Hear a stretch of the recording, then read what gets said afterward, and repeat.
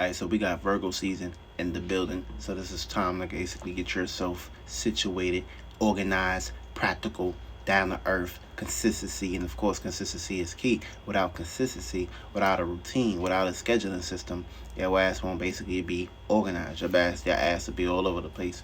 So it's all about making things look perfect and of course being perfect and believing that you are perfect. That's basically the number one start when it comes to these energies of the Virgo season.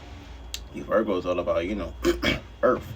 So it's all about, down to earth, what makes sense during this time. So of course, so we also got the Mercury in Virgo right now. So of course, the way you think, communicate, and analyze is based upon sense. And of course, you gotta have sense in order for you to basically gravitate and be more realistic when it comes to the world that you are in, and of course, the world that you are currently flowing in.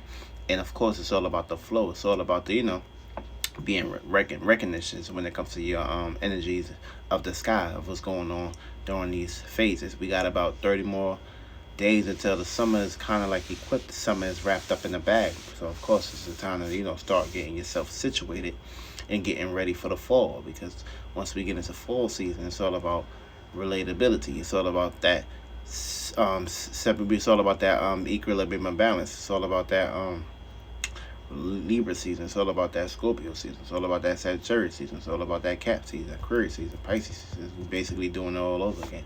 That's why it's highly important to basically stay on your 1-2 when it comes to these seasons and of course these transits, because you got a season in the transit that corresponds with you, and it's up to you to basically make sure that thing is flowing and going. And you don't want to basically stop. You want to keep going. You want to keep pushing forward. I mean, just like how the sun and moon is doing transits in the sky, this is basically what you need to basically be doing every day on a day-to-day basis, especially if you want to basically make it in life, especially if you want to be in an area and location where you can develop a form of peace. And of course, it's all about peace. It's not about what you have or what you don't have at the moment. It's all about having yourself. It's all about knowing that you have these things inside of you, but what's most important to you is your peace, your freedom, your ability to be able to be comfortable and not have to worry about shit that you shouldn't be basically worried about. And of course, when it comes to Virgo season, there's going to be a whole lot of worrying going on. So you want to make sure that you're worrying about the right things and not actually taking your worrying power and worrying energy and worried about the wrong things. Because when you're worried about the wrong things, you're not going to basically be looking at the bigger picture. You're going to be looking at the smaller picture. You're going to be pretty much lost to the devil in the details. It's okay to basically, backtrack and of course see what you need to clean up, see what you need to kind of like, get through. But of course, when it comes to that spectrum, you want to make sure that you're in the right spectrum, in the right hemisphere. This way you're not complaining or worrying about shit and you're getting the wrong dirt in your gardens and shit. See, when it comes to Virgo season, everybody and everything got a purpose. So the house that you got Virgo in is going to basically be your purpose for this 30-day season.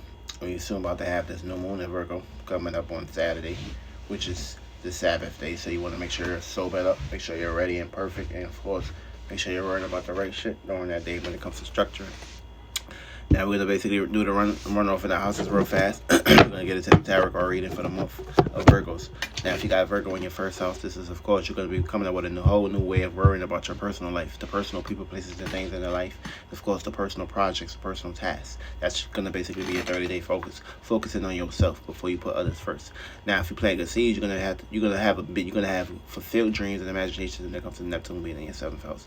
You got this in your 2nd house. This is basically you having the gift to, of course, be fixated, firm, and strong when it comes to being out on earth and practical when it comes to worrying about the things you value, worrying about the people, places, and things that you value, and worrying about your possessions during this time. Now, if you're planting good seeds, you're going to basically be fulfilled when it comes to Neptune in your 8th house, behind the scenes. Now, if you got this in your 3rd house, you're going to be placed into a circumstance situation of coming up with a whole new 30 days of thinking and communicating, of course, worrying about being perfect when it comes to your way of communicating, your way of writing, your environment, your surroundings. You're going to be basically worrying about these things. And of course, if you plant good seeds, you're going to be fulfilled when it comes to your Neptune being in your 9th house. If you got this in your 4th house, you need to come up with a whole new way of initiating the ways on how to deal with your feelings and emotions and worrying about having perfection when it comes to your home, family, privacy, and of course, all getting yourself prepared and of course ready for that brand new house. If you plant the right seeds, you're going to have the right Neptune and Pisces in your 10th house, being fulfilled when it comes to your status and what you're known for. Now, if you got this in your 5th house, you're going to come up with a whole new way of expressing yourself and being perfect when it comes to your creativity and, of course, your childlike natures. Now, if you play good seeds, you're going to be pretty much in the right reputation when it comes to Neptune and Pisces in your 11th house. You got to see your 6th house, you're going to be comfortable here. So you're going to come up with a whole new way of basically dealing with work, health, projects, and consistency, and health and diets. Now, if you're playing good seeds, you're going to be in the right spectrum when it comes to your dreams and fantasies. If you got to see your 7th house, there's going to be a whole lot of ups and downs when it comes to your relationships, your partnerships. But if you're playing right seeds and have the right perfect partners in your space, you're going to be fulfilled when it comes to your Neptune being in your Pisces in your 1st house. Now, if you got to see your 8th house, you're going to come up with a whole new way of worrying about your private parts, your sexual desires, your sexual urges, your passions, your goals, your motivations. Now, if you plant the right seeds, you're going to be fulfilled when it comes to Neptune being in your 2nd house. Now, if you got to see your 9th house, you're going to be coming up with a whole new system when it comes to your education, your moralities, your freedom, your traveling, and, of course, your preaching, your teaching, and, of course, your meanings, your regions, and your beliefs. Now, if you plant the right seeds when it comes to this house right here, you're going to be fulfilled when it comes to Neptune being in your Pisces in your 3rd house, your environment, your surroundings. Now, when it comes to Virgo being in the 10th house, this is going to be Sagittarius ascendant. If I ain't mistaken, this is Sagittarius ascendant. So when you got this in your 10th house, your focus is going to basically be your focus is going to basically be your focus is going to basically be predicated towards a new status, a new reputation, and having the status of being perfect, being corrected, and standing firm, and, of course, doing everything perfectly well. That's going to be what you're worrying about when it comes to Virgo season. So the sun of Virgo is going to be shining its 10th house, angels or demons, when it comes to your worrying process and how you're possessing and, of course, performing and perfecting that area. Now, if you plant the right seeds during the season and you believe that everything is going to be perfect, you're going to be fulfilled when it comes to you believing that you have the right perfect home and family when it comes to your 4th house, where you're going to basically be fulfilled. Now, if you got to see your 11th house, you're going to be placed into a circumstance situation of worrying about the things that you have deep associations with. This is what people, places, and things, networking skills, and, of course, the individuals that you have when it comes to your groups and your acquaintances. Feel me? Now, your focus is going to basically be doing things in groups. That means you need to come up with a group, or just basically get into networking during this time. And you're going to basically start correlating what you need to basically process when it comes to this phase.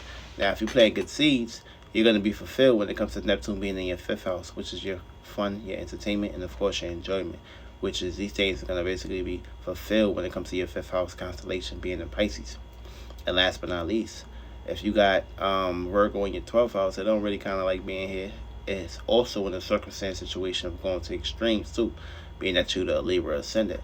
So your focus during this season is to basically be worrying about your dreams, worrying about sleeping good at night, and worrying about having the perfect intent when it comes to your fantasies, your illusions, your creativities, your imaginations, of course, what you came here to do. You want to make sure that you're going to sleep with your heart light as a feather. You want to make sure you're going to be basically worrying about meditation during this time. Go within inside yourself, dealing with your subconscious. Now, if you're planting good seeds and be in the right circumstance situation, your subconscious is going to basically be fulfilled. And, of course, create a 180 towards Neptune being in your 6th house, which is you're going to have the perfect health, the perfect routines, perfect scheduling system, the perfect way of going about things. And, of course, you're going to basically be fulfilled when it comes to your fantasies and illusions, when it comes to the things that you do on a day-to-day basis and how you construct yourself when it comes to your scheduling system, aka you're going to get the polar opposite being that you leave the ascendant. So you're basically dealing with a full moon every day, but, of course, all you for full moon